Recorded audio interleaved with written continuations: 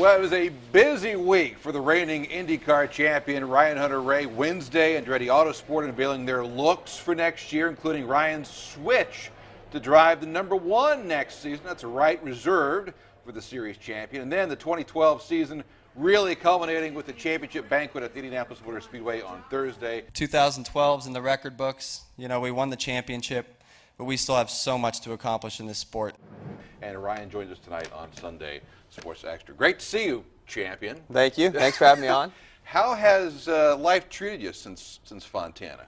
Been busy, just been nonstop. That's good. Yeah, right? for good reason. Yeah. Absolutely. I mean, it has been. I wouldn't want it any other way. It's been a lot of fun, and we're working on a lot of projects for next year. You know, Right. trying to keep that one on the car. Right. So right. it's We'll it's get been to that in a busy. second. I Yeah. want to ask you about the one because that's kind of a big deal. It is.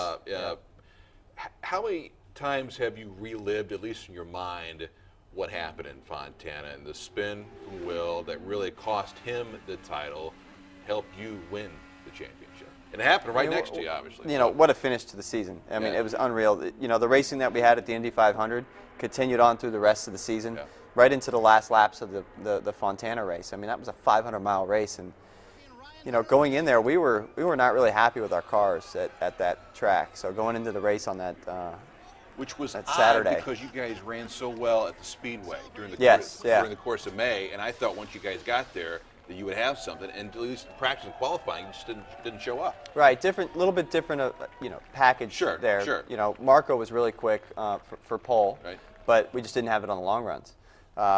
But it was, man, what a wild race. I mean, I remember racing Will there, and I'm thinking, you know, this is pretty ironic that, you know, we're going for a championship, and here we are, you know, 50 laps into the race, and we're already battling at it. And then when he lost the car, that's when I knew. That's when all the weight came down on my shoulders, and I knew that it's time now. You have got to pull this through. Right. Because you know you have flashbacks to your whole career, like just how long it's been, and it all comes to this point. The crazy thing is, you know, you win 4 times. It's probably the other 11 that you think back on it. You know what? We could have done this here. We could have done that. It's the ones that got away. It's like fishing. Always, always the one that got away. Right. Yeah. So after Sonoma, that was one big one that got away. We had a podium finish in the bag, and which was not by your doing, of course. No, but have you reconciled that with? Oh yeah. I mean, yeah, for the most part. It would have been probably better for the ratings had Tag and I just gone at it, you know. But yeah, that's right. We got a driver thinking about TV. I like it. Yeah. But I mean, if you talk to Tag since, right? Yes. To a certain degree, everything cool there? Yeah. Typing. Are you being serious? Yes. Okay. Yeah. Yeah. Texting. Yeah. Twitter sometimes. Emails, you know. Emails, okay. But an email, yes, for sure. But no, I'm not convinced by this. It's all good. Okay. It is, yes. These things happen in racing. Right. You know, it's part of it. You know, Will Power has plenty of stories of bad luck when he was going for a championship years prior. So I've got nothing to complain about. Seeing you guys Wednesday, when I say you guys, I mean Andretti Autosport, and seeing you guys throughout the course of the season, you can just tell what great chemistry you guys have as a team. Almost like the heyday of Andretti Green, if you will, when Kanan and Dario and Dan was there. Right. How much of that chemistry played a factor in you guys winning a championship? I couldn't have done what I did, and our crew couldn't have done what they did without the support of all the other teams there as well, and our teammates, you know, James and Marco. Speaking of James, it was his birthday on Wednesday, and I want you to take a listen to what he had to say about kind of his place with the team and your age, considering all of that. Boy. Listen. Word is it's your birthday? That there's a rumor going around, yeah. And how old would you be? Old. I'm old. old in this business. I'm 26 today, so I'm officially late 20s, which is a bit depressing. Ooh. But all I have to do is look over at Hunter-Reay and realize, no, I still got a couple years. See, that's not right. Yeah, that's not right at all. I mean, you know, he should have respect for the champion, you would think. You would think, you know, but James, you always get what you don't expect from him. You turn 32? Yeah, or we could just stay at 31. I was just saying. Yeah.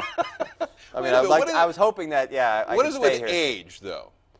Well, I think you're actually at your best in your early 30s. See? Michael says the same thing. Yeah. But then, you know, you get a couple years past that, and then people start thinking, you know, oh boy, it's coming. You know, he's getting to the end. So, you know, I feel like I still have many, many years of competition in me. But James, being 26, he says he's getting old. See, I know. When he said that, I was just like, what, dude? Yeah, really? yeah. We talked earlier about having the number 1 slapped on the side of the car. There's a certain amount of bravado that it takes to do that. And I thought it was cool when you guys announced you're going to do that and incorporate the 28 in it as well. Why haven't other teams, drivers, done that in recent memory? There's a superstitious bunch of people in racing. I mean, if you want to find the superstitions out there, just go screen the paddock and you'll find it. But the one, so many people deserve that. You know, it wasn't just about my decision. Right. It was about the team's decision. The team deserves the one. DHL deserves that one. Sundrop deserves the one. Chevy deserves it. I mean, the list goes on. And, you know, I came up with the pretty cool idea of putting the 28 inside the one. And, yeah, here we are. Yeah. And I think it looks great. Looking ahead to next year, what's one thing that would hold you back from doing this all over again? Besides luck. Well, luck, you know, they say, what do they say luck is? You know, it's preparation meets opportunity is luck, right? But I think that's what had a lot to do with what happened to us this year. But it has a lot to do with the homework you do in the off season, the direction you take, the engineering direction you take. Which you guys have already started. Oh, yeah. And everybody has. I mean, it's off to the races. Even when the cars are sitting still in the garage, there's a lot of development going on. It's a long road ahead. Well, it was great to see everybody this past week. Sadly, we got to wait 3 months before the opener in St. Pete, but it'll be here sooner. Tell me about it. There'll be more news coming out. Yeah. You know, sponsorship deals. And yeah, whatnot, sponsorship deals, and we should have like a, you know, maybe like an amateur boxing deal, you know, with all the drivers. Really? Yeah. And Tagliani would be involved. Yeah, and anchers and whatnot. No. Good to see you again, my friend. to see you, too. Congratulations. Maybe we'll be the first to wish you happy birthday, too. Thanks. On the Let's not 17th even- when you let's not even turn do that. 32. Back to wrap things up here on Sunday Sports Extra after this.